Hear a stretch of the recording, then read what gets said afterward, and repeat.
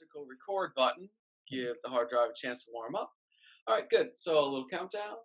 In 3, 2, 1. Hello, the internet. Matthew here for another great episode of Something Creative. I have here with me a fantastically, amazingly talented and creative person, Mike Aw. Gianakos. Yes, you might also know Hey, him on Instagram as Mike Burns Things. that- Mike, thank you so much for being here. you probably no one probably knows me from anything, but it's very nice of you to assume that. We'll see. I don't know. I feel like I've been following you like for a couple of years now. So you've always been Yeah. like, a presence on my Instagram, and I live on Instagram. I'm just doing this all the time.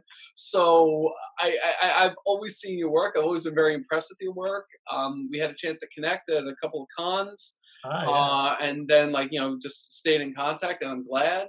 Because I don't know if anyone's really looking, but look over that man's shoulder. That's not paint. Can you That's see? not paint. You're gonna fall.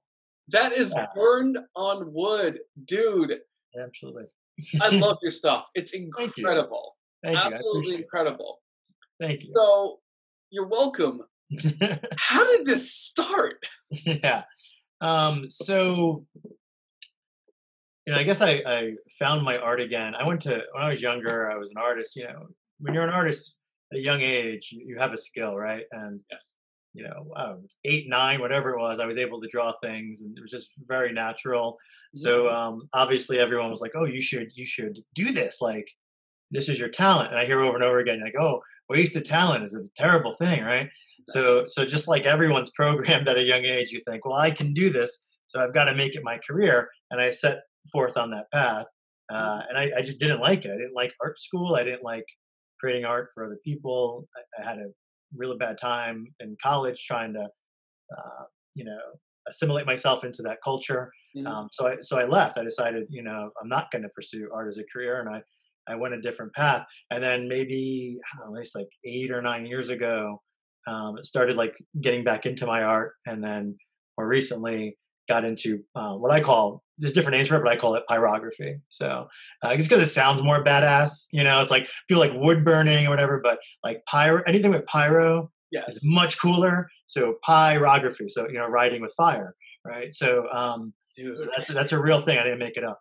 And I got into that, and then I decided while I was doing that, I forgot where I saw it, but I saw someone using a blowtorch to like do a background, like to essentially make a fade pattern in the background. And I was like, I wonder if I can do that and then like control it and actually draw with it. So figured out using a blowtorch and palette knives and metal, blocking out and shading and working in negative space.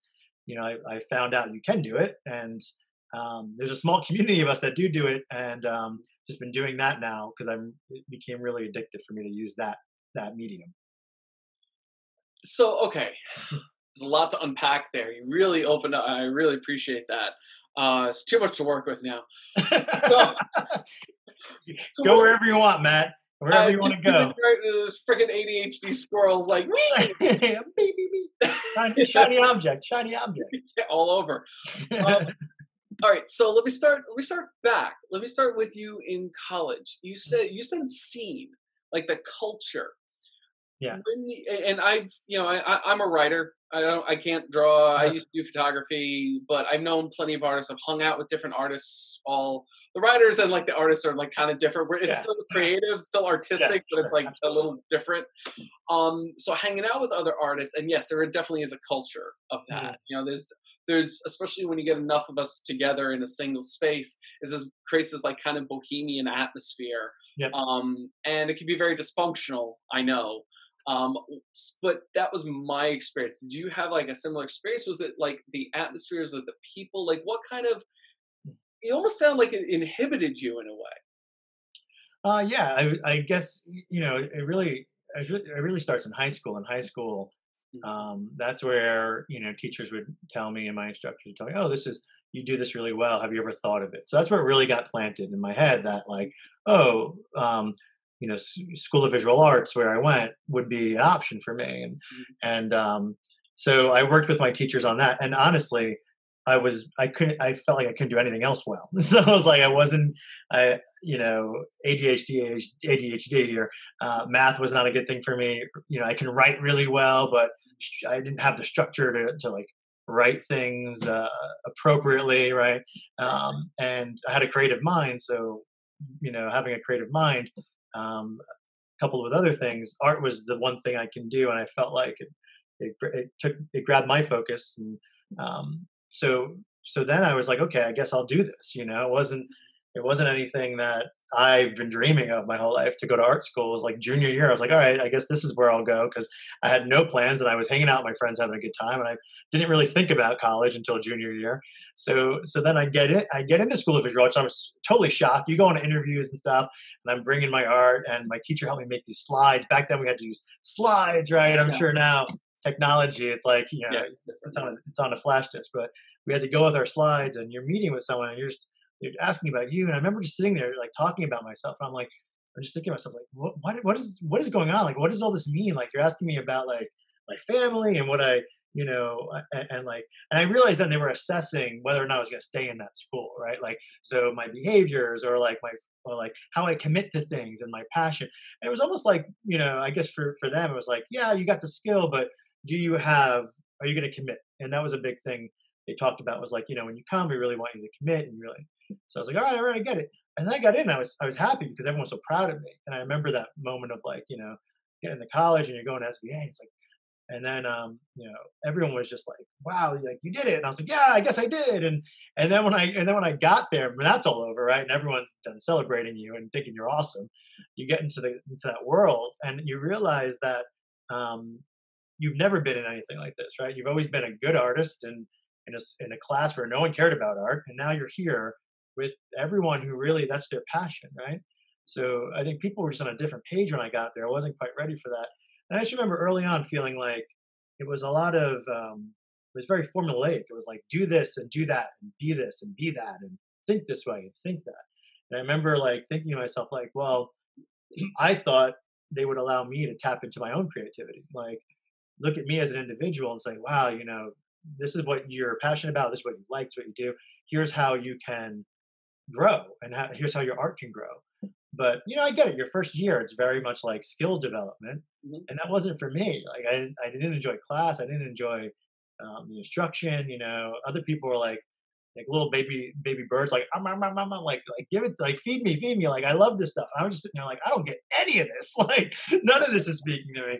So like, it's a lot of money. I was in my second year, and I was just like, I just didn't feel like, when you start going to do your art and you're looking at it as a chore, and you're like, I was almost looking at my art then as like my math homework.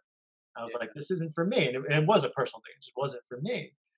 So I left. I was like, look, I can't do it. And I remember my counselor at the school was like, well, why don't we try this? And I was like, nah, you don't get it. I was like, I'm done. Like, I know when I'm done, and I'm done. And Check I'm going to down. go, yeah, I'm going to go do this other thing. And then I think that's what, years later, when I reconnected with the art, it was on my terms. So I felt, that was the best way to do it. I see art as almost like another person to me. It's like, it's a relationship, and we weren't ready then. So we had to break up. And then, but a couple of years down the road, me in a different place, on my own terms, we got back together, and it worked out. So, all right. So basically, like the muses of ancient Yeah. mythology, Yeah, that exactly. you kind of you just didn't have that connection then, and then you reconnected with the muses years down the road. I think you're What doing that because I'm Greek. I think that's like a Greek thing you're trying to it's connect with. it's gotta be, it's gotta be. Hey, to be fair, I'm pagan. I connect a lot with the Greek pantheon. Yeah, I So, was gonna say the whole conversation would be like, Socrates once said, oh, I ain't diving that deep. yeah. I mean, you want to go after Diogenes? That's a different story. Oh, here we go. Greek mythology. A whole different video now. Oh yeah, I know. Let's try to keep that ADHD squirrel on track. Right. So the muse found you in a sense, and do you feel like that, like your creative effort, like your that creative energy, always needed an outlet, and you kind of did you throughout that time when you weren't really making art per se, were you finding other ways to be creative, other outlets for that energy? Oh yeah, absolutely. It's funny because what I did go into after that was I went to community college to get my credits because I was in art school for 2 years, and God knows you can only transfer so many art classes. So I Right. remember going to Nassau Community College, and they were like, "Oh, they're like, yeah, that's a lot of art. Like you only transfer like a quarter of that." And I had to do a lot of courses there. And then I went to Queens College, and I went into nonprofit youth development and started managing nonprofit organizations.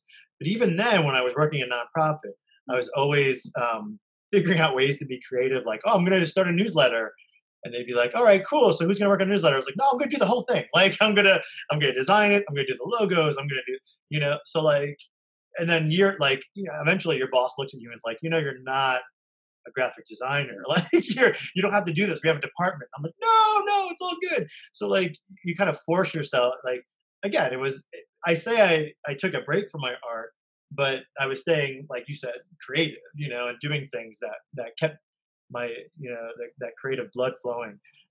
So yeah, and then, working with buddies and trying to start different things like a t-shirt company. Yeah, I'll do the graphic design. I'll do the art for it, or, little things along the way. And honestly, nothing really panned out. They all kind of like went their own way, but that didn't matter. It was just the fact that I was doing it. It was like the muscle memory. Right. So still getting that out, because it'll, like, I know there are periods where I didn't write. I didn't do blogs. I didn't work on store, whatever, and I was such a miserable prick until I finally chained my ass to. I actually remember this. I actually remember there was a couple of points in my life where a friend, one time in particular, my friend's just like, "You are such a miserable piece of shit." I'm like, "Thanks." He goes, "When was the last time you did anything?" Hmm. Yeah.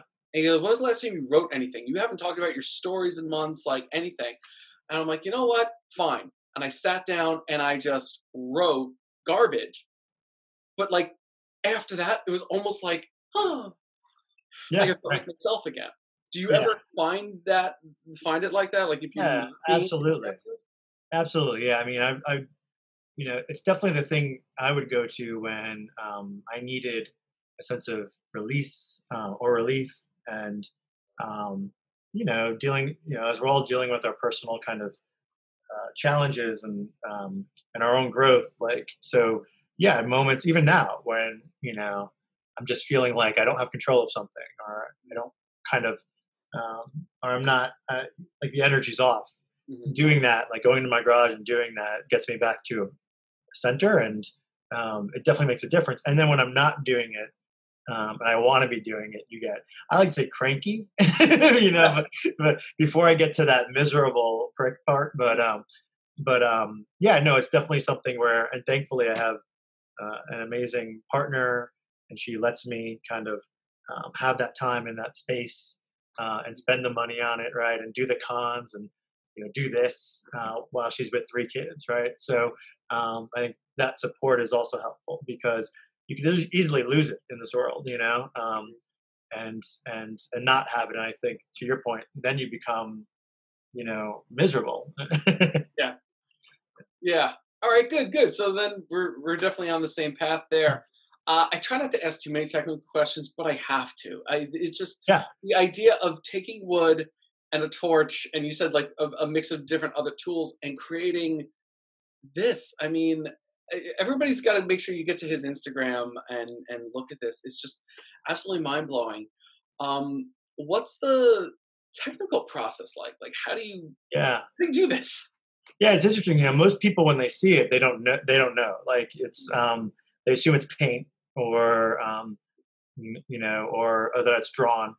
And then when you tell them, it's kind of like you see them like trying to wrap their head around it. Like, how's that possible? Right. So it's I guess the technical aspect is, it's really about looking at something and really understanding the negative space, which is very technical in art, right? It's like, No, I remember that one. I you remember remember that that, one. right? So Yeah. as opposed to, like, if you're drawing a face, right? The face, and here's the eyes, and here's the thing.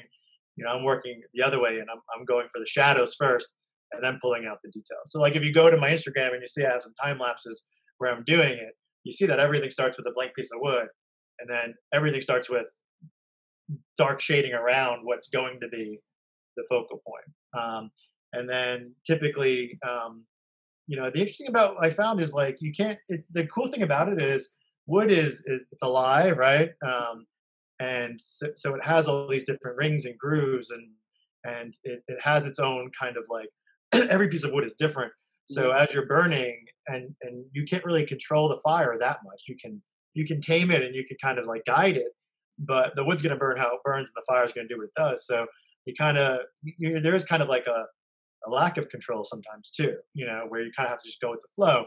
And you might run into a knot in your wood and be like, okay, so whatever, like, I can't just burn through a knot of wood. It's like that's going to just be part of it, right? So it might be a lot of the pieces are, I think, perfectly imperfect because that was the other thing. Like when I would draw it, like, oh, I got to get it perfect, right? I got to doesn't look like the way I want it to. And Right. with this, it's kind of like, oh, I burned here. Ah, fuck it, we're gonna keep going. And like, it's like it's a freaking blowtorch. Like, what am I gonna do? Like, I joke that there's no eraser, even though technically you can sand and you can, Right. but there really isn't. So I appreciate that about every piece, that it might not be perfect and it might not look exactly like the person or the image I was referencing, and it shouldn't, because it's art. I think if you want to be an artist that just draws something exactly to the way it looks, I respect that you can do that, but get a camera. It's the same thing, right? So it's like, give it some personality. But yeah, so it's a process, but it's actually, I'm gonna say, it's not incredibly difficult. It just got takes time and practice, and I think anyone can figure out how to do it. And safety is good. You have to be Eh. safe. I burned hair off my hands, and I burned my hands, and I burned a hole in my couch once. So I mean, the house is still here. Well, thank the gods for that. It's funny. Like obviously, right now, Avatar: The Last Airbender has become very, very popular, Mm, thankfully, and is one of my mm. favorite franchises of all time. I've always been, especially as a pagan, I've always been very much into elements. I've got one tattoo; it's a big fire glyph I've got back here. My wife's pagan. Yeah. Okay. All right. Yeah, Yeah. yeah, Yeah. Yeah. I think I remember we talked yeah, yeah. about that. I know all about it, man. Yeah. So when it comes to, and you said something interesting before though that really struck me, that you know you were talking about fire and you're talking about wood and going with the flow, and people usually, especially like in that show, they talk about fire as being like the element of will, Yeah, and being like very driving and very hard. right. But if you look at fire actually burn on something, it's Mm, liquid. yeah, It moves in a very liquid way. It yeah. moves like air is very liquid, fire is liquid, water is liquid. And we don't necessarily think of fire as moving liquid, but you kind of have to work with it that way, don't you? Yeah, I mean, I think, like many things, like paint, you can really control. Like you can put tape down and paint around. You can get edges. You can mix the paint's colors and do whatever you want. It's like paint essentially is a slave to the painter. But Yeah. with fire, it's kind of like it's an element, like you said. It's like a person. It's like it has life, right? So I mean, all the thing's trying to do is breathe, right? So I mean, that's basically what it's doing. And the act of burning the wood is, um, when you're blocking it out with palette knives, which is essentially what I do, Hmm. and burn around it. That there's still the wood is still kind of like, so I'm going to get a sharp line and I'm going to burn here, but depending on the wood, depending on what it like what type of wood it is, how it was cut, it might seep through there. So it's like you're never going to get a perfect line, and that's just this is how it is. And that's what I like about it. So yeah, the fire is it's um it is liquid, it is an element, but it's life. It's essentially, Yes. paint's not alive, fire is alive. It breathes.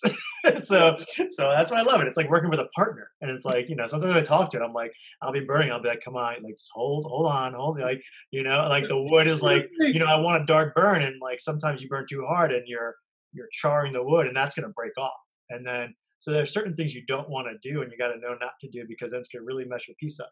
And the funny thing about this is, like, I'll be doing a piece and I'll be like 90% done, and I start getting scared because, like, again, no eraser. So if I mess up and I think the 94th percent part, I'm just, I'm gonna live with it, but I'm gonna be very unhappy. So it's like I'm just like, oh, come on, and I'm like, you know, am questioning, do I want to really go forward and do this now? Because it looks pretty good as it is, but I had a plan to do a little bit more shading over here.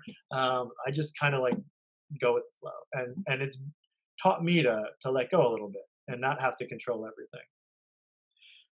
Wow, that's actually really profound, especially when talking about fire. Like if you speak with a fireman, they Yeah. will say use a lot of the same terminology. They'll let you know fire is alive. It has its own personality, Right. and I know they have to look like when like the chiefs, especially, they're looking at a building burning and they're telling their guys, all right, make a hole here, make a hole there, like let this some of this out. Mm. And yeah, and yet again, like people think of it as very willful, and fiery people are very willful, but there's Mhm. an element of letting go. Did you expect that kind of, like, you're almost pulling philosophy out of this? Did you expect that, or did that just kind of, this philosophy just kind of start to morph as you were working with it in your experience? I think it's something that I mean, you can see philosophy in anything, honestly. Um, oh, my son just woke up. Hold on. I don't even know what we're talking about. Can you? Oh God, I didn't even know where I pulled that question out of. I was talking you Oh, let it go. philosophy. Philosophy. Yes. Um, I mean, that's like you're a writer. You see it too. Like you know, something so small as like I was reading something about someone was writing about a mushroom growing, and it was like you almost forget like you see mushrooms all the time growing, but the way he described it, the way he described fungi, the way he described its relationship to the earth, this particular mushroom, it was like poetic in a way. And so you can take the little things, anything, and apply it to philosophy, especially when you're creating something. So I think I didn't think of it at first. I saw fire as just a tool, but it really is more than that. And it's the beauty of it is it could be. I mean, what other things in this world are something we need, like to live, and then something we also fear? Like there's just that yin yang to it, where it's I have a buddy living in Colorado, and they were just having these brush fires, and every day he's getting these updates, and people are evacuating, and California has these brush fires, and it's just like it's scary, it's uncontrollable, but at the same point everyone's using fire every day, and without it, what are we doing, right? It's like Yeah. the invention of fire. Yeah. So yeah, I like that duality to it too. That's awesome. Yeah, I come up with it one day. I said, fire inside of a furnace is essential to running a house. Fire outside of a furnace will result in a severe lack of house. Yeah, very much. Yeah, yeah, yeah, yeah. Yeah. Yeah, so you deal with it all the time. So, I kind of joked before about safety. How is it, like, work? Do you ever get like extra paranoid? It's like, oh, did I extinguish everything? Is it all good? Or No, I don't. I actually, I don't even know if I'm the safest guy to be honest with you, but like, oh, in all that's my, nice. like, I've done these videos and people are like, you should wear glasses. And I'm like, thanks. You should not watch my videos and leave me alone. Like, it's just like, people who are out there, like, if you're ever gonna comment on what someone's doing in their, just don't do it. Just like, Yeah. we don't need you policing us. I think we're all good. But yeah, I have these propane tanks. I keep them in the garage. Mhm. I don't know if I could store them any better. I have them right now in like in a Target kind of like those little those little crates that you carry in Yeah. Target. I stole one and they're in there. But I think for me, I have kids. I have a 2-year-old that sneaks into my garage all the time. And when Mhm. you're in there working, your kids want to be in there. They want to be like, oh, what's going on? So that keeps me extra safe. But yeah, I've had burns, and when I burned a hole in my couch, it was because I was doing it when I was tired, and it was like just Never do bad anything mood. when you're tired. Don't Never play say with emails fire. when you're Don't tired. fire. Never do No, anything when you're tired. No. never, never. But other than that, it's not that bad. I mean, people. If you never used a handheld propane tank, it's very safe. On off, flick on, flick off. It's pretty standard. Okay. All right. But I have wanted to try using a magnifying glass. I don't know if you've ever seen that. I've seen that. So I That do want to looked. try that. I don't know if I That have the looked. patience for that because Yeah. because again, but I want to try it once. So I think maybe if there's a hot day, maybe I'll try it. But I do want to do that, and that's using a magnifying glass. You're catching the sun. Yeah. And You're then burning very slowly, little Yeah. dot line by line, like You very slow. probably need, yeah, you probably need some sort of rig to like hold it and then like fine tune it with your hand. Otherwise, Yeah, your arm's just gonna get exhausted. yeah, yeah. I see, but apparently once it starts, it gets that produces a lot of heat. It's pretty interesting. Yeah, that's like way beyond me.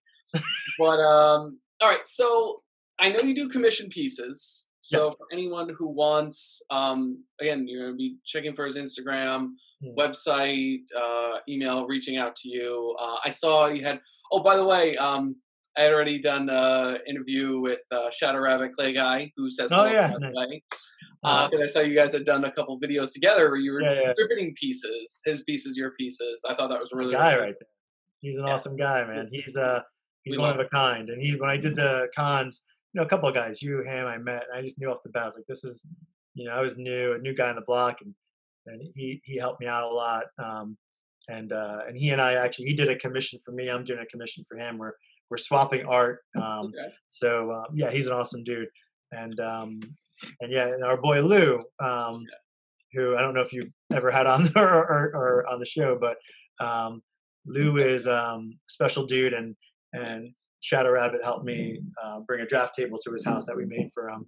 So that was really cool. You can see that on my Instagram. We did videos about it and everything. Yep. But this guy does so much for other people. He has epilepsy, and he needed a drafting table because his arm moves involuntarily, and with a drafting table, he can kind of prop his arm up and draw.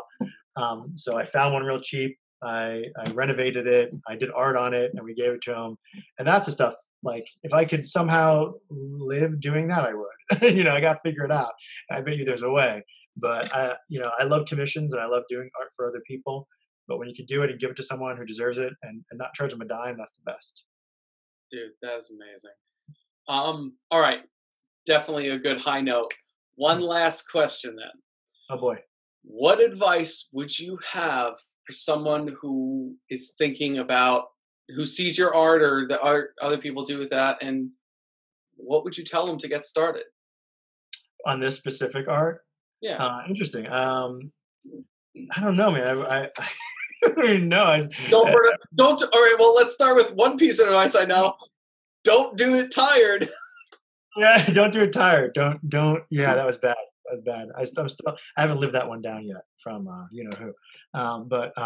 Yeah, the advice I give, I guess maybe not on this art specifically, just in general, is and going back to what I said earlier. It really is a relationship, and I think one thing I always tell people is, I do my art and I share my art because it makes me feel good. Like, artists are all super, super sensitive. like we walk around thinking, oh, like we don't care what people think. We're artists. But at the end of the day, we're like, oh, I hope people like me and I hope people like my stuff. And like, oh my God, what if they don't like me? Yeah. All my stuff. And it's like that's how we are. And it's because I think we're taught somewhere along the line or programmed to think that the value of our art is given to us, when honestly I just do what I do because I love it and I value it, and if you like it, great. If you don't care. You don't, no one else assigns value to your art. So I would tell them that, like, what you do is special, it's yours, no one else can do it, right? And there's value in that, and just stick with that, and don't go out there begging people to like your stuff or begging them to buy your stuff. Just like, and that's something like I say to Lewis all the time. Lewis just does these cool sculptures, and he's just like, here it is. He's not, he's not doing 10% off this or 25% off that. It's like, as artists, if you want to get into that capitalistic mode, then go ahead. But I would recommend for most artists, just do what you do, value it, assign it a high value if you're going to sell it, and the people who really do truly value it will respect it and respect you. So that's it. Was that good enough, you think? Dude, this is, I don't know, fourth, fifth, whatever. I'm losing track already. And I'm really starting to make sure I ask that question at the very end. And so far, everyone's given me a different answer. And along the lines of what you just said, I'm getting a lot of really, really great answers, and they're all different. They're all unique, and I value that. I value you. I value your art. I think everybody else will too, especially if you're following his Instagram.